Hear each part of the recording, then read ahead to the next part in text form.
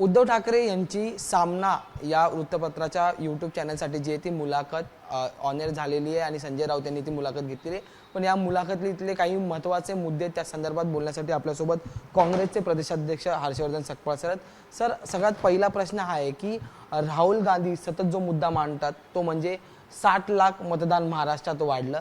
त्या मुद्द्यावर उद्धव ठाकरे यांनी सुद्धा मत मांडलेलं आहे की मतदानाची आकडेवारी वाढली हे नक्कीच आहे। या सगळ्या गोष्टींकडे आता पुन्हा एकदा उजाळा जो आहे तो आलेला कसं बघतात?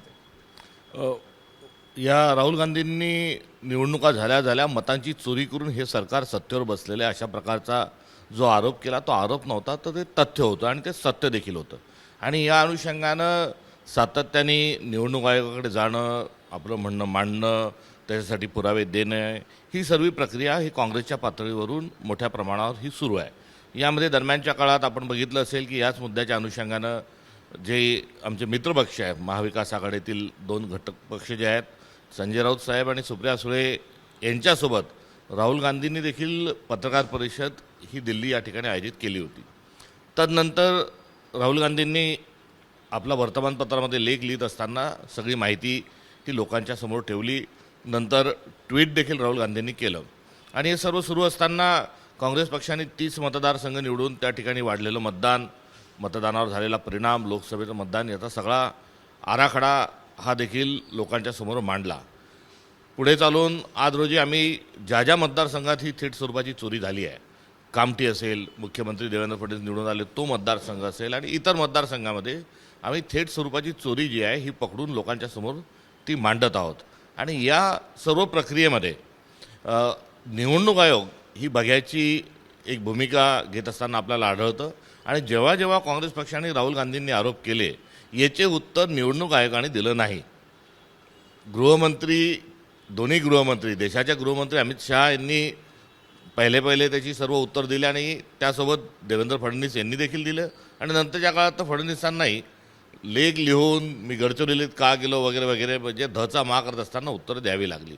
त्यामुळे निवडणूक आयोग त्याचं उत्तर देत नाही। आता या सर्व प्रक्रियेमध्ये काँग्रेस पक्ष हा मुद्दा पुढे घेऊन जात असताना काल उद्धव ठाकरेजींनी पण या संदर्भात जी टिप्पणी केली ही या सर्व आमच्या चळवळीला किंबहुना निवडणूक आयोगाच्या एकंदरीत जो कारभार आहे आणि हे मतांची चोरी करून सरकार निवडून जे आलेलं आहे यालाच पुढे घेऊन जाणारं त्यांचं हे विधान आहे। आणि आगामी काळात सर्वांनी मिळून, याच्यात आमचा तर शिवसेना तर आमचा एक ज्येष्ठ मित्रपक्ष आहे आणि तो मित्रपक्षाचंच नाही तर सर्व नागरिकांनी आणि सगळ्यांनी पुढे हा मुद्दा घेऊन गेला पाहिजे। इतका गंभीर मुद्दा आहे, कारण हा लोकशाहीच्या मुळावर हा प्रश्न निर्माण करणारा असा हा गंभीर स्वरूपाचा एक प्रश्न नव्हे तर हा गंभीर स्वरूपाचा आघात आहे।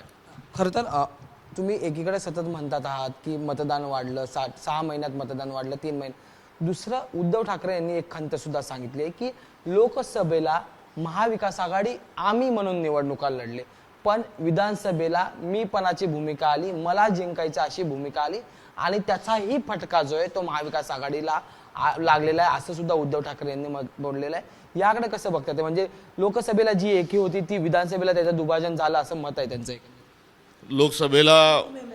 लोकसभेला एक फार मोठं यश मिळालं आणि ते विधानसभेत अगदी कमी नगण्य अशा स्वरूपाचं जर आम्हाला यश मिळालं असेल तर त्यामध्ये अनेक फॅक्टर आहेत आणि त्यामध्ये समन्वयाचा अभाव राहिला असेल, कुठे अजून ज्या काही राजकीय गोंधळ म्हटल्यापेक्षा राजकीय सुसंवाद जो आहे त्याचा कुठेतरी अभाव राहिला असेल आणि याचा कुठे ना कुठे हा फटका हा दुसरीकडे बसला। मात्र मुळात मतदानामध्ये केलेली चोरी ही या निवडणुकीच्या यशाचं सर्वात मोठं कारण आहे। त्यांनी जर हे वाढवलेले मतं हा गोंधळ जर घातला नसता तर निश्चित स्वरूपामध्ये आम्हाला माफक स्वरूपाचं एक यश हे मिळालं असतं। त्यामुळे हा प्रथम मुद्दा जो आहे हा मतांची केलेली चोरी आहे। एकेका मोबाईल नंबरवरून 500 नंबर वाढवणे आहे। दुसरीकडे शेवटच्या एका तासात तब्बल 78 लाख मतदार कसं होतं हाही एक प्रश्न आहे आणि या सर्व प्रश्नांमध्ये आमच्या एक महायुती म्हणून त्या ठिकाणी जो समन्वयाचा अभाव असेल हा देखील दुसरा नंबरचा मुद्दा हा असू शकतो। खरं तर हाच मुद्दा आहे की विधानसभेच्या निवडणुकांच्या वेळेस योग्य तो समन्वय साधला गेला नाही असं सुद्धा त्यांनी म्हटलेलं आहे. जर हा समन्वय साधला असता तर मतांचं आकड्यांचं गणित जे आहे ते वेगळं आलं असतं, पण तो समन्वय साधला गेला. तुम्हालाही वाटतं विधानसभेच्या वेळेस समन्वय साधला गेला नाही? नाही, मूळ मुद्दा पहिला हा मतांच्या चोरीचा आहे. त्यामुळे मतांची झालेली चोरी यासोबतच जे फसवे आश्वासन आहेत, 1,500 रुपयांचे 2100 रुपये करू, त्यानंतर शेतकऱ्यांची कर्जमाफी करू, अशा प्रकारचा जो एक खोटा जो एक प्रचार चालवला तोही त्यामागचं एक मोठं कारण आहे. आणि सोबतच जो हिंदू मतांमध्ये एक विभागणीचा, म्हणजे केवळ धार्मिक पातळीवर नव्हे तर जाती जातींमध्ये एक मतविभागणी करण्याचं मोठं पोलरायझेशन हे देवेंद्र फडणवीसांच्या माध्यमातून हे झालेलं आहे. कारण शेवटच्या टप्प्यामध्ये देवेंद्र फडणवीस हे महाराष्ट्रभर काही सभा घेत फिरताना आपल्याला आढळले नाही किंवा ते फील्डवरही कुठे नव्हते. त्यांनी ज्या छोटे छोटे जे ध्रुवीकरण आहे, जे हे महायुतीच्या पथ्यावर पडेल आणि जे आम्हाला महाविकास आघाडी म्हणून आम्हाला ज्याचा त्रास होईल अशा प्रकारचं एक पोलरायझेशनचा देखील एक मोठा खेळ खेळला. त्यामुळे या कारणांसोबत हा समन्वयाचा जो विषय आहे हा देखील त्या ठिकाणी कुठेतरी आहे. मात्र ही सर्व जी कूटनीती म्हटल्यापेक्षा जे एक अत्यंत चुकीचं राजकारण महाराष्ट्रामध्ये जे केलं गेलं हा त्याचा मूळ गाभा आहे असं मला वाटतं. निवडणूक आयोगाला शेंदूर फासलेला दगड असं उद्धव ठाकरे यांनी म्हटलेलं आहे. तुमच्याकडून सतत निवडणूक आयोगावर काँग्रेसने टीका केलेली आहे आणि उद्धव ठाकरे म्हणजे शिवसेनेचं पक्ष आणि चिन्हावरून हा जो आहे तो मुद्दा उद्धव ठाकरे यांनी उपस्थित केलेला आहे. याकडे कसं पाहतात? संविधानाची अनुसूची 10 ही पक्षांतर बंदी कायद्याच्या अनुषंगाने आहे आणि मागच्या वेळेस हे मोडून तोडून फोडून 50 खोके एकदम ओके यासारख्या आरोपातून हे सरकार स्थापन झाल्यानंतर आणि एका पाठोपाठ 2 प्रमुख पक्ष ही महाराष्ट्रातली ही फुटली. आता ती 2 प्रमुख पक्ष फुटल्यानंतर त्यांचे जे संस्थापक होते, त्याला मालक आपण म्हटलं, त्या मालकांच्या विरोधात एक झालेलं बंड असताना चिन्ह चोरी जाणं, निवडणूक आयोगाने त्या ठिकाणी पार्शॅलिटी करणं, हा सगळा ओपन सिक्रेट आपल्या सगळ्यांच्या समोर आहे. हा इतिहास आपल्या सगळ्यांसमोर उभा आहे. एवढंच नाही तर हे सरकार बेकायदेशीर जुनं हेही बेकायदेशीर आहे, पण हे मतांच्या चोरीच्या अनुषंगाने आहे. मात्र मागचं जे सरकार आहे हे घटनाबाह्य जे आहे हे खुद्द दस्तरखुद सुप्रीम कोर्टाने देखील त्यांच्या निकालात त्या ठिकाणी अधोरेखित केलं. त्यामुळे सुप्रीम कोर्टाचा निकाल कोणाकोणाचं कसं कसं काय काय चुकलं आणि हे सगळं नियमबाह्य आहे, अनुसूचित 10ची ऐसिक तैसी केलेली आहे हेही सांगितलं. मात्र बडतर्फ जे मुख्यमंत्र्यांना करण्याचं काम त्यांचं जे संविधानिक एक जबाबदारी होती ती सुप्रीम कोर्टाच्या निर्णयाच्या माध्यमातून ही दिसून आली नाही. त्यामुळे एकंदरीत हा सगळा सत्तांतराचा आणि सत्तांतरानंतर हे आता जे पाशवी बहुमतासह जे ही महायुती बसलेली आहे सत्तेत, हे निवडणूक आयोग आणि एकंदरीत यंत्रणा यांना वेठीस धरून ही सत्ता पिपासू मंडळी त्या ठिकाणी राज्य करते. हे त्रिकालबाधित सत्य आहे. यात विशेष मुलाखतीत एक भावासाठी उद्धव ठाकरेंनी लाईन वापरली की आता राजही सोबत आलेला आहे. राज ठाकरे जर शिवसेनेसोबत, ठाकरे गटासोबत, उद्धव ठाकरेंसोबत आले तर काँग्रेस ह्याचा पाठिंबा देईल राज ठाकरे आणि उद्धव ठाकरे यांना, की मग काँग्रेसची वेगळी भूमिका असणार आहे? आता भाऊ पाठीशी आहे हा त्यांचा व्यक्तिगत का राजकीय दावा होता हे मला त्याच्यावर काही भाष्य करता येणार नाही. मात्र आम्ही आणि शिवसेना आम्ही जे सोबत आहोत याचं स्पष्ट कारण जे आहे ते भारतीय जनता पक्ष ही गणतंत्राच्या विरोधात आहे, ही फासिस्ट आहे आणि जो भारतीय जनता पक्षाचा जो भस्मासूर आहे याला भस्म केलं पाहिजे अशा स्वरूपाची एक भूमिका आणि संविधानाच्या संरक्षण संवर्धनाची भूमिका ही आमची आहे. आणि या मुद्द्यांवर आमचे दोघांचंही सहमती असल्यामुळे आम्ही गत 2019च्या निवडणुकीच्या निकालानंतर एका विशिष्ट राजकीय परिस्थितीत आम्ही सोबत आलो. पुढे चालून इंडिया अलायन्स जे झालं त्याचाही आधार हाच होता की भारतीय जनता पार्टीच्या विरोधात सर्व समविचारांनी एकत्र येणं. त्यामुळे मूळ जो मुद्दा आहे हा मुद्दा आमचा विचारधारेच्या अनुषंगाने आहे, लोकतांत्रिक भाजपच्या विरोधाच्या अनुषंगाने आहे. सत्ता हा त्यातला विषय जो आहे हा गौण भाग आहे. मात्र ही वैचारिक स्वरूपाची एक ठेवण अधिष्ठान हे आमच्या या आघाड्यांना आणि युतीला आहे. हे अबाधित ठेवणं हे आगामी काळातलं आमचं हे कर्तव्य राहणार आहे. त्यामुळे या अनुषंगानं या सगळ्यांमध्ये विरोधात कोण कोण आहे याची नव्याने चाचपणी होतील.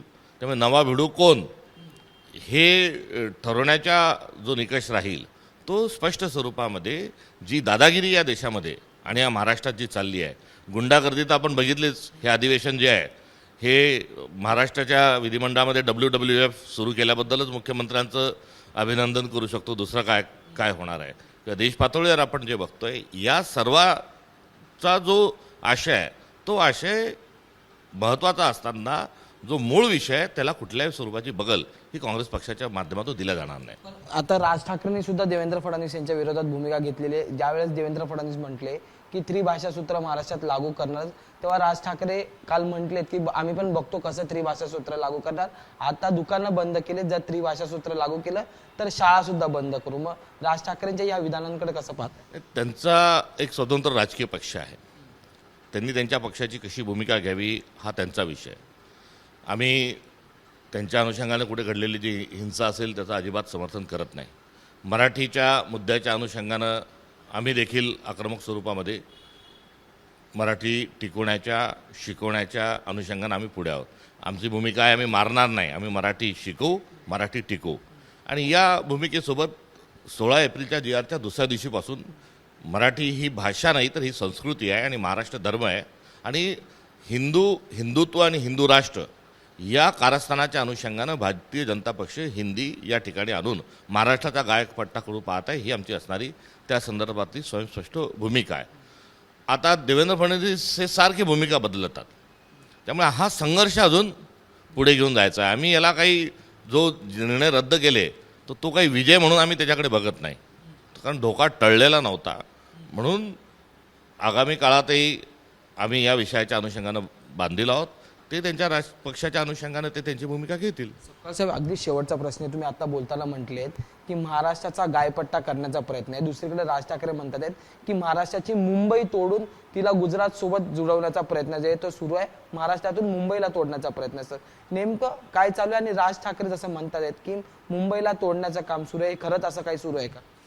गेल्या अनेक दिवसांपासून काँग्रेस पक्षाने ही भूमिका सातत्याने मांडली आहे की मोठे मोठे जे कार्यालय आहेत, जे भारत सरकारचे कार्यालय मुंबईतून गुजरातमध्ये हलवण्याचा प्रयत्न असेल किंवा काही इंडस्ट्री जी आहे ती गुजरातमध्ये घेऊन जाण्याचा प्रयत्न असेल, तर काँग्रेस सातत्याने मुंबई जी आहे ही तोडण्याचं भारतीय जनता पक्षाचं कारस्थान आहे हे वारंवार काँग्रेस पक्षाने ही भूमिका आणि हा आरोप हा केलेला आहे. आणि त्या आरोपादाखल वेगवेगळ्या वेळेस वेगवेगळे पुरावे दिलेले आहे. त्यामुळे हा आजच निर्माण झालेला प्रश्न आहे असं मला वाटत नाही. तर हा गतकाळामध्ये जसा भारतीय जनता पक्ष हा सत्तेवर आला आहे, मग 2014 ते 19चा काळ असेल किंवा एकनाथ शिंदेचा काळ असेल आणि आताचा काळ असेल, हे गुजरात म्हटल्यानंतर नांग्या टाकणारं सरकार आहे. ही एकंदरीत असणारी परिस्थिती आहे. धन्यवाद आमच्याशी बोलण्यासाठी. तर हे होते काँग्रेसचे प्रदेशाध्यक्ष हर्षवर्धन सपकाळ यांनी उद्धव ठाकरेंची मुलाखत असो किंवा मग राज ठाकरे यांनी केलेलं भाषण, त्याच्यात काँग्रेसचं असलेलं विशेष जे आधीपासून सुरू असलेले संपूर्ण निवडणूक आयोगावरचे आरोप आणि टीका या संदर्भात सविस्तर वक्तव्य जे ते आपल्यासोबत केलेले. व्हिडिओ जर्नलिस्ट अनुप रस्तोगीसह मी अजय माने, एबीपी माझा, मुंबई. एबीपी माझा, उघडा डोळे बघा नीट.